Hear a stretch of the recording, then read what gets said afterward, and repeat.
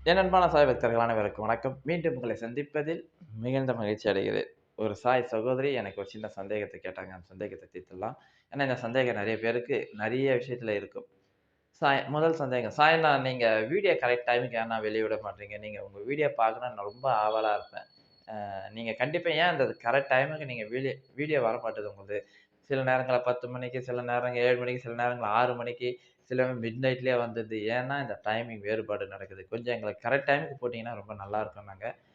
உண்மையிலேயே நான் கரெக்ட் டைமுக்கு போடணும்னு ஆசைப்பட்டாலும், இப்ப முடியாததுக்கு காரணம், நம்ம 2 இடத்துல பாபாவோட சென்னையில நான் இருப்பேன். இங்கேருந்து நானு கும்மிடிப்பூண்டி போவேன். கும்மிடிப்பூண்டி போம்போது, காலையில அவருக்கு ஆரத்தி எல்லாமே போடுறதுக்கு எனக்கு சரியா இருக்கும். நைட்டு மதியானம் ஆரத்தி முடிச்சுட்டு, ஈவினிங் ஆரத்தி முடிச்சுட்டு, நைட்டு 8:30 மணி வரைக்கும் இருந்துட்டு, அப்பாவ நல்லா எல்லாம் ரெடி பண்ணிட்டு, அடுத்த நாள் காலையில வந்து வீடியோ என்னால போட முடியாது. அப்பாவுக்கு முதல்ல பூஜை தான் செய்றோம். இந்த பூஜைலாம் முடிச்சுட்டு தான் அதுக்கப்புறமா நம்மளால வீடியோவே போட முடியும். அதுக்கூட நான் வீடியோ வந்து என்ன போடணும் என்பது பாபா தான் முடிவு பண்ணுவார். உண்மையிலே பாபா தான் முடிவு பண்ணார். எழுதி வச்சு, "நீ இத பேசணும்னு ஒரு நாளும் நான் நெனச்சதே இல்ல." அன்னைக்கு நைட்டு பாபா சொல்லுவாரு, "இத போய் பேசுறேன்றதுனால தான் அததான் பேச முடியும்." 2வது சந்தேகம், சாயனா நீங்க பேசம்போது, சில நேரங்கள்ல குரல் சரியா கேட்க மாட்டுது.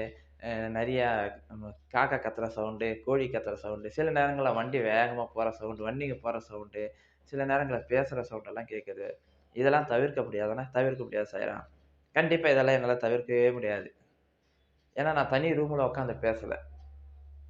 தனியா பேசுறதுக்குன்னு எனக்கு தனி ரூம்லாம் இல்ல. பாபா முன்னாடி தான் உட்காந்து பேசுவேன். சென்னையில இருந்தா இங்க பாபா முன்னாடி துவாரகமையில இருந்தா பாபா முன்னாடி தான் உட்காந்து பேசுவேன். அங்க மக்கள் போயிட்டு வர்றது தான். பறவைகள் கத்த தான் செய்யும். இது எனக்கு எடிட்டிங் பண்ண தெரியாது. அந்த சவுண்ட கட் பண்ண தெரியாது. எதையுமே என்னால பண்ணவும் முடியாது. பண்ணவும் மாட்டேன் நானு. உண்மையிலே பண்ணவும் மாட்டேன் நானு. இது மக்களுக்காக பேசுறது. எல்லாருமே இதுல இருப்பாங்க. அந்த சவுண்ட என்னால கட் பண்ண முடியாது.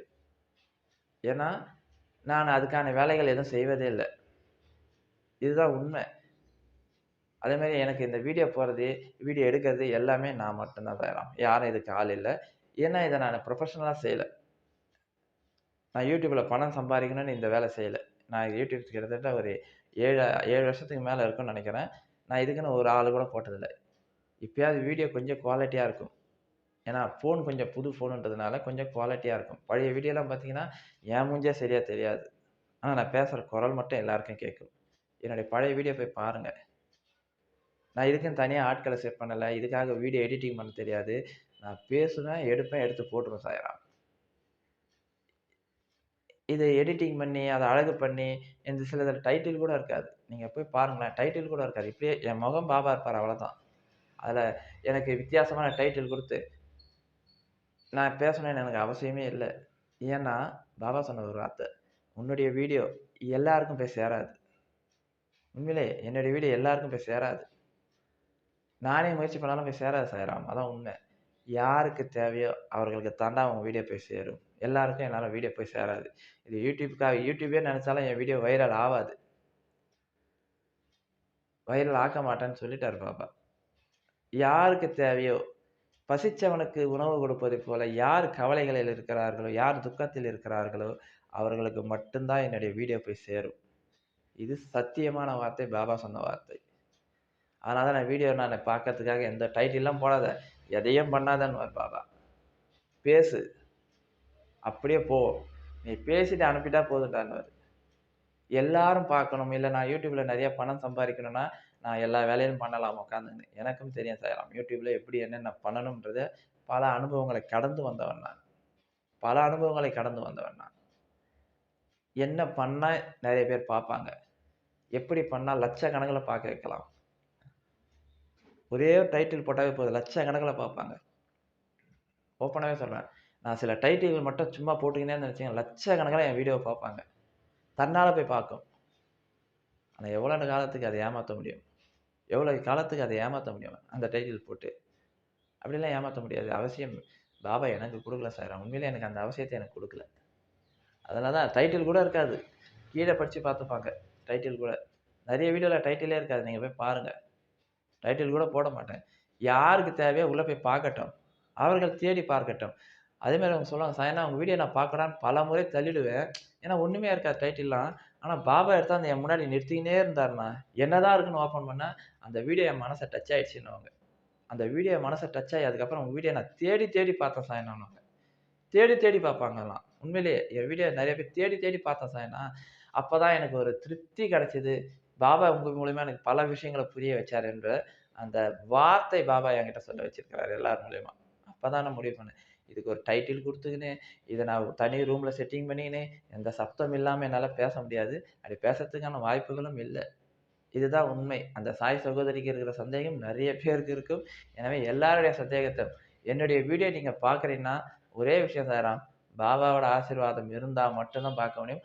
அந்த வீடியோ மூலியமா உங்களுக்கு ஒரு பயனுள்ள செய்திகள் நீங்க அத தெரிஞ்சுக்க முடியும். அதுக்கு விருப்பம் இருந்தா தான் என் வீடியோ பார்க்க முடியும். இது ஒரு பொழுதுபோக்கான வீடியோவா இருக்காது. சும்மா நமக்கு நேரம் இல்ல பார்க்குற வீடியோ இல்ல. மனக்குறையோடு, மனக்கவலையோடு, மன துக்கத்தோடு யார் இருக்கிறார்களோ, அவர்களுக்கு என்னுடைய வீடியோ போகும். பாபா அவர்களுக்கு மட்டும் தான் பார்க்க வைப்பார். அதனால தான் நான் எத பத்தியும் கவலைப்படாம வீடியோ எடுத்து போடுறது. நான் இந்த வீடியோ போடும்போது கிட்டத்தட்ட 3 மணி, விடிய காலைல 3 மணி. 3 மணி 3 மணிக்கும் சென்னையில வண்டி போயின்னு இருக்கும். இதுதான் உண்மை. விடியகாலை 3 மணிக்கு இந்த வீடியோ நான் போட்டுன்னு இருக்கிறேன். ஏன்னா, நான் 4:30லேருந்து 6 மணி வரைக்கும் அப்பா முன்னாடி பிரார்த்தனை பண்றதுக்காக உட்கார்ற நேரம். அதுக்கு முன்னாடி சில வீடியோக்கள் போடலாம். நான் இன்னைக்கு படுத்த நேரம் 1:30 மணி. உண்மையிலேயே நான் இன்னைக்கு படுத்த நேரம் 1:30 மணி. 1:30 மணிக்கு தான் நெறைய பேர் பார்த்துருப்பாங்க என் WhatsAppல.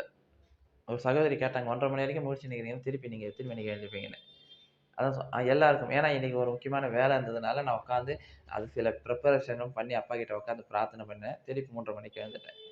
இது உண்மையான வார்த்தைகள் சாய்ராம். எனவே, நாம என்னுடைய வீடியோ நீங்க பார்க்குறீங்கன்னா, நான் ஓப்பனாவே சொல்றேன். அது பாபா தான் உங்களுக்கு காட்டுறார்.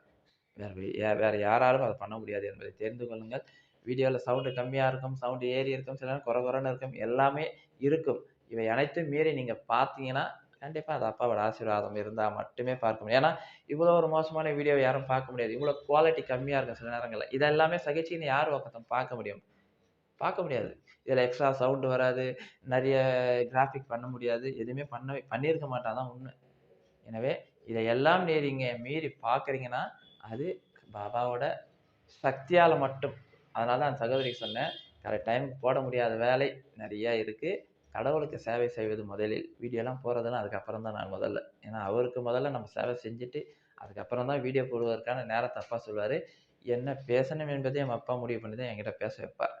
எனவே வீடியோ குவாலிட்டிய பார்க்குறவங்க, இல்ல அது சவுண்ட் அதிகமா இருக்கிறவங்கலாம் அவங்கலாம் தள்ளி விட்டுருங்க. நான் சொல்லுவேன், தள்ளி விட்டுருங்க. உங்களுக்கு போர் அடிச்சா தள்ளி விட்டுருங்க.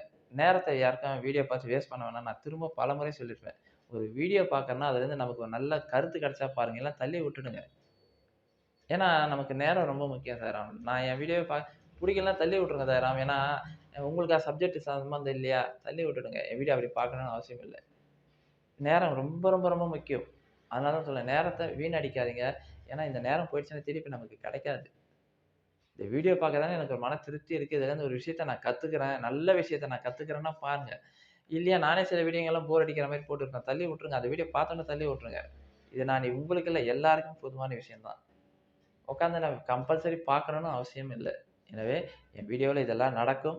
இதை மீறி நீங்க அத பார்த்தா, கண்டிப்பா பாபாவோட ஆசீர்வாதம் உங்களுக்கு நெறைய இருக்குன்னு அர்த்தம் சாய்ராம். அப்பாவுக்கும் கோடான கோடி நன்றிகள். இந்த வீடியோ போட வைப்பதற்கு அப்பாவுக்கு மிகப்பெரிய நன்றிய தெரிவிச்சுக்கிறேன் சாய்ராம். ஓம் சாய்ராம்.